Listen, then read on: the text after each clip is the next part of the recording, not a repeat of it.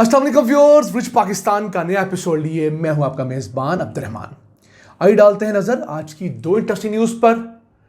पहली खबर जिसने इंडिया में सफ़े मातम बचा रखी है वो है पाकिस्तान की जानब से 5th जनरेशन एयरक्राफ्ट की ख़रीदारी।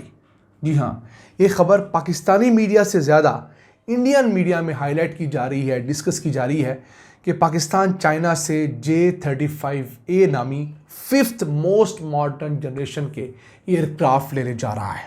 इस खबर को डिस्कस करेंगे और इसकी वजह से इंडिया परेशान क्यों है वो जानेंगे और बताएंगे कि दोनों मुल्कों के अंदर कितने करोड़ लोग गुर्बत से नीचे हैं। इन मुल्कों को उनकी फ़िक्र नहीं, एक दूसरे से जंग के मैदान में मुसाबकत की फ़िक्र है। इसके अलावा आज की दूसरी खबर, खैबर पख्तूनख्वा हुकूमत ने भी सूबे का पहला सरकारी ऑर्गन ट्रांसप्लांट सेंटर बनाने के लिए 50 करोड़ रुपए की मंजूरी दी है। ये बनेगा खैबर टीचिंग हॉस्पिटल के अंदर, 300 बेड्स पर मुश्तमिल होगा। गुर्दे, जिगर और बोन ट्रांसप्लांट के लिए इसे इस्तेमाल किया जाएगा। इस खबर को प्रोग्राम के दूसरे से हम डिस्कस करेंगे, लेकिन पहले चलते हैं आज की सबसे अहम खबर। इंडिया में आजकल जो सबसे बड़ी पाकिस्तानी खबर अंडर डिस्कशन है वो है पाकिस्तान की जानब से 5th जनरेशन एयरक्राफ्ट की खरीदारी। जी हाँ, पाकिस्तान चाइना से 5th जनरेशन के जहाज़ लेना चाहता है ताकि एयर सुपीरियरिटी को कायम रखा जा सके। इस सिलसिले में जो निगोसिएशन जारी हैं वो कोई J-35A नामी एयरक्राफ्ट है जो कि मोस्ट मॉडर्न एयरक्राफ्ट है। अब चाइना अमेरिका के बाद दूसरा ऐसा मुल्क है जिसके पास 5th जनरेशन के दो अपने एयरक्राफ्ट्स हैं। एक तो उसका था J-20, उसके कुछ जहाज़ हम लोगों ने पिछले साल लिए भी हैं चाइना से।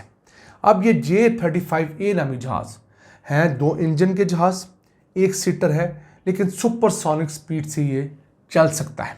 और अमरीकी जहाज़ लॉकहीड का जो F-35 है उसके टक्कर का ये जहाज़ तस्वर किया जाता है।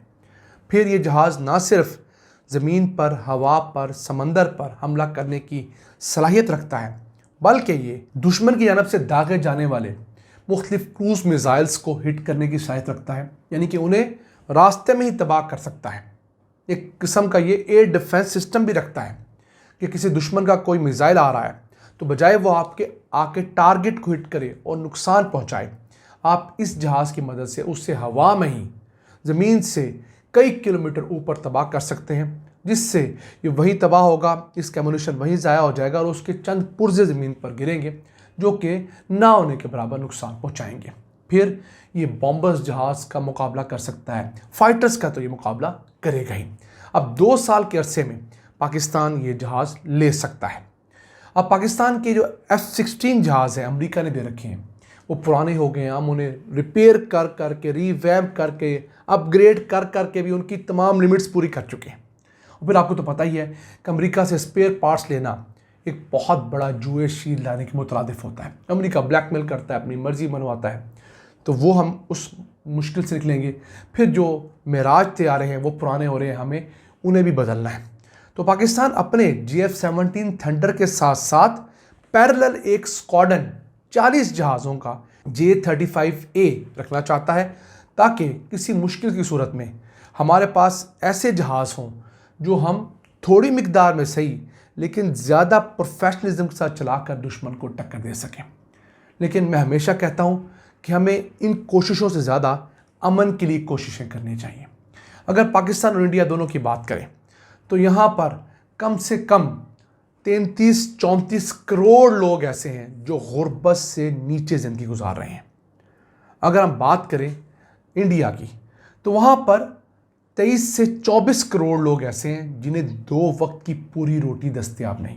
यानी पाकिस्तान की टोटल जितनी आबादी है तकरीबन उतने लोग इंडिया में ऐसे हैं जो पूरा पेट भर के रोटी खाकर नहीं सोते। इसी तरह पाकिस्तान आ जाए तो यहाँ भी 9 से 10 करोड़ लोग ऐसे हैं जो गुर्बत की लकीर से नीचे या गुर्बत की लकीर के ऊपर ज़िंदगी गुजार रहे हैं, यानी कि बहुत मिनिमम वसाइल में वो अपना गुजर बसर कर रहे हैं। तो इन हुकूमतों को इन बड़े बड़े जहाज़ों की बजाय इन जैसे प्रोजेक्ट्स पे फोकस करना चाहिए, आपस में बैठकर मुज़ाकरात करने चाहिए, अनाओं को ज़िबा करना चाहिए, एक दूसरे को समझाना चाहिए कि जनाब ये जो 33-35 करोड़ लोग इस मुल्क के गरीब हैं, आइए इनको हम टेक्निकल एजुकेशन दें, आइए इनको हम वोकेशनल ट्रेनिंग दें, आइए इन्हें हम कुछ हुनर सिखाएं ताकि ये मुल्क के लिए बेहतर करें, अपने अपने मुल्क के लिए, दोनों मुल्कों की जीडीपी बेहतर हो, दोनों मुल्कों की तिजारत बेहतर हो, और इस खित्ते में जब गुर्बत कम होगी तो ये दोनों मुल्क ऑटोमेटिकली तरक्की करते मुल्क होंगे। जिस तरह यूरोप ने जंगें छोड़ कर जब सुलह की तभी यूरोप की तरक्की मुमकिन हुई। आइए चलते हैं आज की दूसरी अहम खबर की तरफ। खैबर पख्तूनख्वा हुकूमत ने सूबे के पहले सरकारी ट्रांसप्लांट सेंटर के लिए 50 करोड़ रुपए की मंजूरी दी है। ये खैबर टीचिंग हॉस्पिटल पेशावर में बनने जा रहा है। 300 बेड्स पर मुश्तमिल होगा। इसमें गुर्दे, जिगर और बोन मैरो के ट्रांसप्लांट मुमकिन हो सकेंगे। इब्तदाई तौर पर अगले 2 माह के दौरान गुर्दे की पैवंदकारी शुरू हो जाएगी। अब जो ट्रांसप्लांट है, ऑर्गन ट्रांसप्लांट, उनमें गुर्दे की पैवंदकारी निस्बतन आसान होती है। जो लीवर है वो ज़्यादा कॉम्प्लिकेटेड है, बोन मैरो उससे ज़्यादा कॉम्प्लिकेटेड है। कुछ की ट्रांसप्लांटेशन का प्रोसेस कॉम्प्लिकेटेड होता है, कुछ की आफ्टर सर्जरी जो केयर होती है वो ज़्यादा मुश्किल होती है। जैसे बोन मैरो ट्रांसप्लांट है, वो ट्रांसप्लांट के बाद जो सख्त तरीन केयर रखनी पड़ती है, उस पेशेंट की इन्फेक्शन से बचाना पड़ता है, वो बहुत ज़रूरी है। इस सिलसिले में कुछ उनके अपने डॉक्टर्स हैं। अब जिगर के ट्रांसप्लांट के लिए उन्होंने गम्बट इंस्टीट्यूट, जो पाकिस्तान के अंदर लिवर ट्रांसप्लांट का बहुत बड़ा इदारा है, वहाँ से डॉक्टर अब्दुल वहाब डोगर को हायर किया है। वो यहाँ पर जो है वो लिवर ट्रांसप्लांट करेंगे। और इसकी वजह क्या है?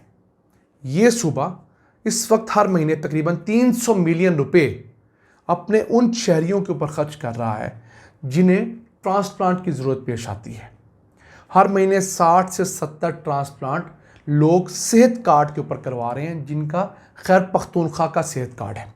याद रहे, पाकिस्तान में सिर्फ खैबर पख्तूनख्वा वाहिद सूबा है जहाँ के अगर रिहायशी हैं तो खुदा न खास्ता आपके गुर्दे या जिगर का ट्रांसप्लांट होना है तो वो फ्री होता है। पंजाब में सेहत कार्ड ज़रूर चल रहा है, 50% कैपेसिटी पे चल रहा है। यानी कि अगर आप सरकारी अस्पताल में जाएंगे तो फ्री होगा, प्राइवेट में जाएंगे तो 50% आप पैसे देंगे, 50% जो है हुकूमत देगी। जो खैबर पख्तूनख्वा वहाँ बिल्कुल फ्री है। पंजाब में ट्रांसप्लांट की सहूलत नहीं है, खैबर पख्तूनख्वा में है। तो ये अपना पूरा सेटअप बनाना चाह रहे हैं ताकि एक वहाँ के लोग ट्रेन हो, वहाँ का पैरामेडिकल स्टाफ, डॉक्टर्स, नर्सिस, हर चीज़ ट्रेंड हो, उनकी कॉस्टिंग कम हो और उनको अपने सूबे के अंदर सहूलियात मिले। याद रहे, ऑपरेशन के दौरान एक सबसे बड़ा मसला ये आता है कि मरीज़ के साथ रहेगा कौन, तीमारदार कौन रहेगा। आप अपने सूबे में होंगे तो आपके कई रिश्तेदार आ जाते हैं, अपने ज़िले में कई आपके दोस्त अहबाब आ जाते हैं। अगर आप किसी और सूबे में जाकर ट्रांसप्लांट करवाने में मजबूर है, मसलन खैबर पख्तूनख्वा में ट्रांसप्लांट नहीं होता या प्राइवेट सेक्टर में है, सरकारी में नहीं, आप इस्लामाबाद आते हैं, लाहौर आते हैं, तो आपको बहुत सारी मुश्किलात आती हैं कि साथ कौन रहेगा 24 घंटे। अब पाकिस्तान के बड़े जो ट्रांसप्लांट सेंटर्स में हैं उनमें गम्बट इंस्टीट्यूट सिंध का शानदार इदारा है, लीवर, किडनी और दीगर ट्रांसप्लांट कर रहा है। लाहौर के अंदर PKLI, Pakistan kidney and liver institute, 1700 से ज़्यादा ट्रांसप्लांट कर चुका है।